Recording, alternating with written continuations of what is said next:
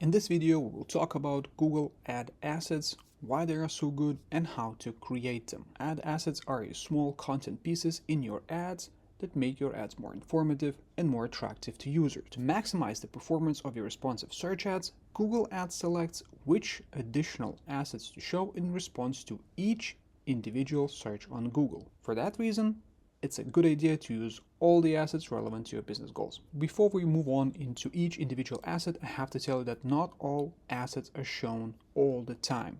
It depends on many factors, including your ad rank, your bid, and your ad position. You can't also control which assets appear when or which assets are not shown. You either create them or you don't. However, they do increase click-through rate, which is good for you. There's no additional costs for having assets, again, good for you. And the best advice is just to have as many as are applicable to your business. Sitelinks. These are the most common assets, and you can spot them easily because there are small links within your Google search ad. They can be displayed in a row or in a column, and Google often experiments with how the assets look, including sitelinks as well. My recommendation is to have 4 or 5 sitelinks on a campaign level. You can have any assets on the account, campaign, or ad group level. For really small accounts, you can have all assets on the account level, so you don't have to worry about if your campaign has asset added. When you add assets to a campaign or an ad group, keep in mind the ad group or ad theme. For example, if you have an e-commerce, if you have an ad group for women's clothing, men's clothing, and children's clothing, you can assign different assets, including site links for different ad groups, having different links for each specific ad. This usually takes a lot of time, so most users just have them on the campaign level. Business name, this is a pretty simple one. You can add it on the account level because, well, your business name doesn't change depending on your campaigns. Same goes for business logo. Make sure to add it on the account level only once, and then you're set. The only small downside, it has to be square, and not all logos fit into square, correct? So you'll have to adjust to that. Also make sure that they're good quality, not blurry, and don't contain text because Google will not approve the logo. Image assets are also quite popular, and they're displayed in the ad, so I don't have to tell you that it makes the ad very, very prominent. You can add them on a campaign, ad group, or account level. Obviously, make sure they are good quality images. There are no text. Everything is clearly visible.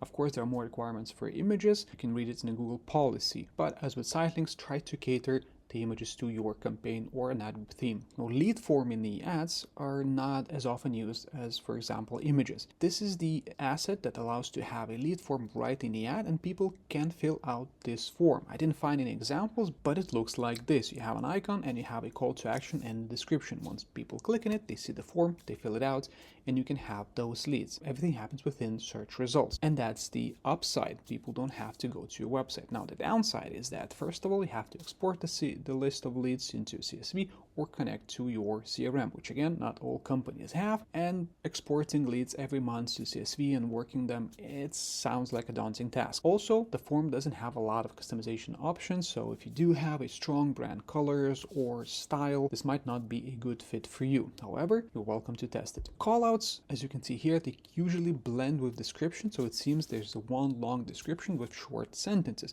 However, these are callouts, and they're short because there's really limited amount. I just call them short marketing messages. Usually there's something like free shipping, money back guarantee, or some discounts. These are additional things that you can put in the ad that serve, well, sort of as features or benefits. Structured snippets, quite similar to callout, but it has categories like you can see in this ad. It has styles, and then it sort of lists the different styles: 1-piece, 2-piece, 3-piece, or you can have brand category or course, degree, and so on and so forth. The difference from callouts, which do sound similarly, is that you have to select the category and then specify at least 3 values. Again, it could be on ad group or campaign level. Call asset, it probably is not applicable to many online businesses, as not everyone wants people to call them. They want to click on their website. However, if you do have a service where people call you, it's the asset for you, because people will see a small button that says call us right beneath your ad, and it's quite convenient for people to call them right from the mobile phone while they're on the go and they don't have to type the phone number in. in. You can have several phone numbers, for example, for different locations. If you have several campaigns all serve different cities or neighborhoods or areas, you can have each asset for each campaign with different phone numbers. Location asset is similar to call asset. It just displays your location, not applicable to online businesses, but for local businesses that have offices or shops, this is pretty cool because it displays your address. You can click and go to maps and people can immediately set up a destination and easily find you without basically having to type anything. Location ads will be displayed if Google knows your location, which is quite obvious, most likely on the phone, and you can have several locations similarly to call assets. Price assets,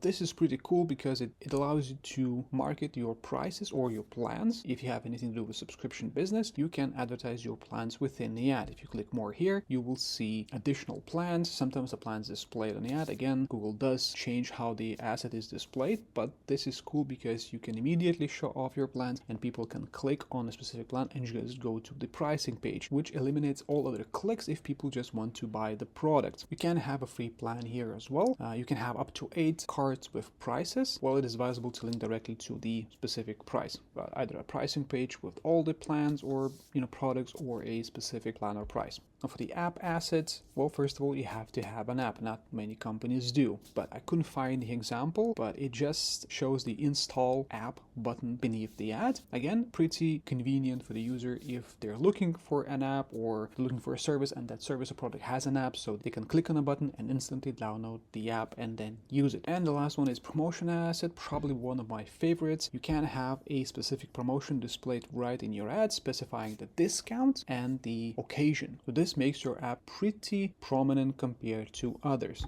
Obviously, you have to have some sort of promotion. However, there's a big list of promotions that Google has. You can select one of the existing ones. If it does not apply, you can leave it empty. The cool thing about it, you can specify either percentage discount or monetary value. And you can also specify the date range. For example, if you have a promotion or a discount for just specific time, like New Year, Christmas, or Valentine's Day, you can specify just few days when the promotion asset appears on the ad, and then it goes away. This way, you're absolutely sure that your ad does not contain anything related to Valentine's Day when someone Googles you, for example, in June. To create or add an asset in the account is pretty easy. All you have to do is click on a campaign you want to add an asset to, and then find assets right here. You will see all the available assets. Now, you can create an asset right from here. Just select the one you like, or click on the asset, go inside, see if there aren't any assets, and then click the button and create asset from here. If you are creating image assets, you can upload them,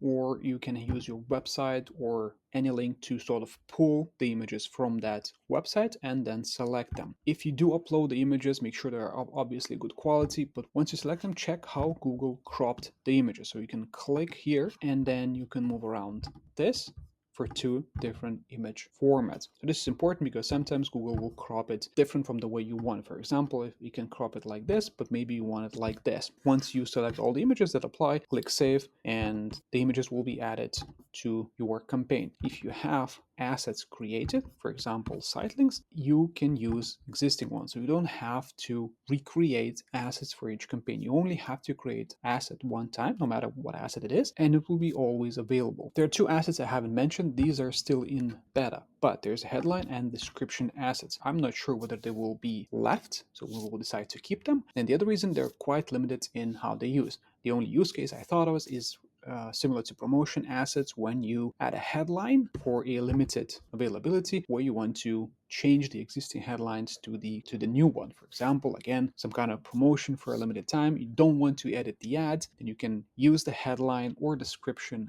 asset to replace it, and that's how you sort of cheat the system in a way. This is the only use case I can think of. You can create up to 3 headlines and 2 descriptions and assign them to a specific campaign. I'm sure you can think of many use cases, but what not to do is not to use it for testing. For testing headlines or descriptions or ads in general, you should use the experiment feature in the account and not the headline or description assets. A small tip for a business logo. For example, my logo is quite wide, so I can't use it. So I can either use the part of it, or I can use sort of a small picture of myself, which was okay. It was approved and it is displayed on the ads. So this is something that you can think of. If your logo is also wide, you can try to either use some kind of icon, because if you select wide, as you can see, there's limited options of what can be displayed as logo due to how the ads look. A small tip when creating a site link can only have a text. Let's say men's clothing, it is also, and then you have your link. So this is enough, right? So the site link can be created without additional two descriptions. However, I do recommend adding both descriptions for all the site links. Now, if you're in a hurry, obviously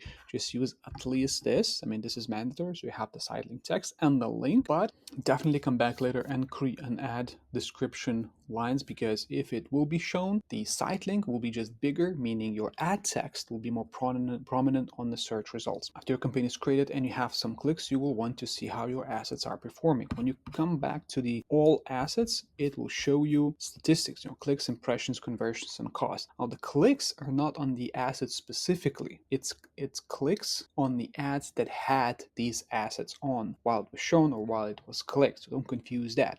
That's why there's no extra cost, because these are not extra clicks. These are the same clicks on the ad. It's just sort of segmented by the asset. So for example, here I see that when this asset was shown in the ad, it had a better CTR. Same thing goes for these two images. Now this image had a higher CTR, not the asset itself, but the ad with that image had a higher CTR. So you can go through all the assets and compare the site links, compare the callouts in images to see if there are big differences in their performance. And that's why I said upload or add as many assets as you can, upload as many images as you can, because then you'll see which ones are performing better. You can pause the rest or upload the new ones if you'd like. But this is how you can see how the asset performance impacts your ad or your campaign in general. Assets are great and you can't afford not to create them, and now you know how. If you liked the video, please hit that subscribe button. I really enjoyed having you there. Thank you for watching. Until next time.